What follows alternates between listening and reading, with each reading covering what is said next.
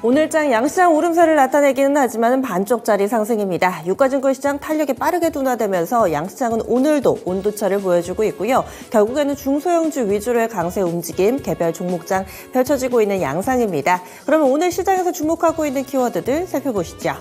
전체적으로 보시면은 IT와 관련된 내용들이 주를 이루고 있습니다. 어제 이어서 오늘도 시장은 AI라는 키워드에 집중하고 있는 모습이고요. 이와 관련된 수혜주 찾기 분주한 양상입니다. 따라서 가장 크게 좀 영향을 미치는 키워드 AI고요. 같은 맥락으로 투명 OLED TV, CES 이렇게 또 같이 묶어볼 수가 있습니다. 지금 현재 CES 진행되고 있죠. 여기에서 새로운 기술들이 계속해서 선보이는데요. 현재 시장에 영향을 미치고 있는 이 신기술은 투명 OLED TV 관련주들 그룹핑이 되고 있습니다. 그리고 어제 LG전자를 시작으로 해서 4분기 실적 시즌 포문이 열렸습니다. 그 바통을 오늘은 삼성전자가 이어받았는데요. 삼성전자 그리고 이후에 발표될 4분기 성적표에도 관심이 집중되고 있습니다. 그리고 또 국제유가 보셔야죠. 상품 시장도 크게 또 출렁이는 모습을 보여줬는데요. 그동안에는 이 중동 지역에서의 지정학적 리스크로 인해서 국제유가 약간의 오름세를 보여줬다면은 이 간밤에는 사우디아라비아 쪽에서 이 국제유가 하락을 발표를 하면서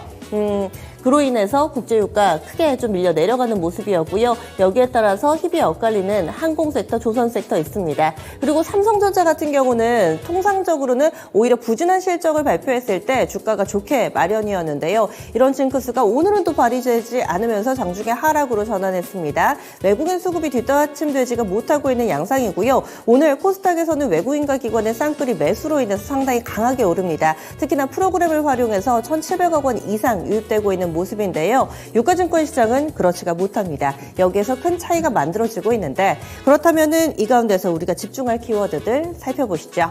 CES 봅니다. 현재 시간으로 9일부터 진행이 됩니다. 그런데 어찌 보면 벌써 시작됐다라고 해도 될 부분이요. 바로 이 9일부터 시작이 되지만은 그 바로 전날 미디어데이 행사에서 중요한 내용들은 다 나옵니다. 그리고 미디어 행사 전에는 또 여러 가지 혁신상이라든지 수상하는 제품들에 대해서도 이미 발표가 된 상황이기 때문에 핵심적인 내용은 나왔고요. 지금 일반의 공개를 앞두고 있는 상황이다라고 보시면 되겠습니다. 신기술의 향연입니다. 현재 시간으로 9일부터 12일까지의 일정으로 좀 진행되는 이 CES 벌써부터 상당히 많은 여러 가지 이슈들을 좀 안고 있는데요.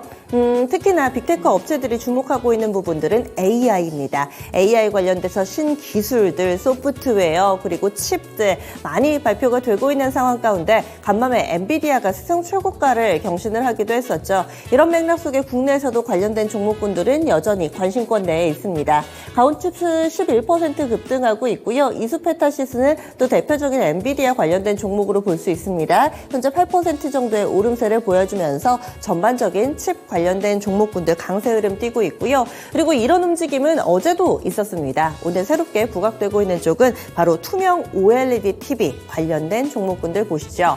이 각 회사에서는 부스를 차립니다. 부스가 얼마나 화려하냐, 그리고 여기에서 얼마나 시선을 사로잡는 제품을 내놓느냐, 이것이 관건입니다.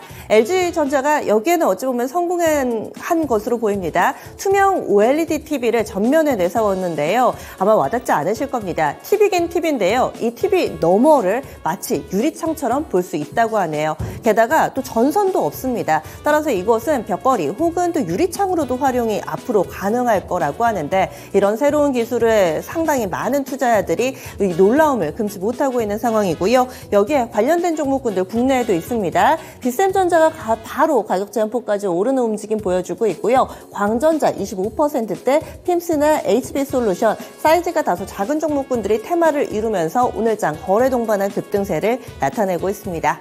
다음 키워드 넘어가겠습니다. 국제유가가 4% 넘게 급락했습니다. 이에 따라서 이 운송 업체들 상당히 표정이 다른데요. 항공섹터 같은 경우는 수혜주로 분류됩니다. 그리고 해운은 실질적으로는 큰 피해는 아닌데 어찌 보면은 또 유가가 하락했다는 점, 원재료 가격이 하락했다는 점에서 수혜주일 수도 있는데요. 해운 섹터는 지금 뒷걸음질 치고 있고요. 또 조선 같은 경우는 같이 약세 움직임을 띠고 있습니다. 항공섹터 보겠습니다.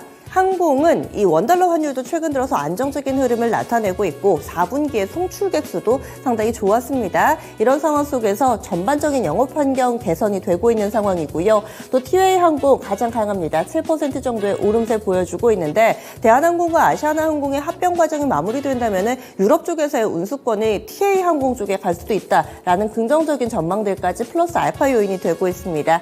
제주항공, 에어부산 전체적으로 보면은요, 이 NCC 업체들, 저가 항공사들이 조금 더 강한 탄력을 보여주고 있다는 것도 특징되겠습니다. 이어서 조선 섹터 보겠습니다. 유가에 직접적으로 타격을 받고 있습니다. 조선주들 그 중에서도 지금 대체적으로는 1% 정도의 이 고른 하락 움직임을 보여주고 있는데요. 다행히도 장중 저점 대비로는 이 낙폭은 조금씩 만회되고 있는 모습입니다. 지금까지 시장이 주목하고 있는 핵심 키워드들 알아봤습니다.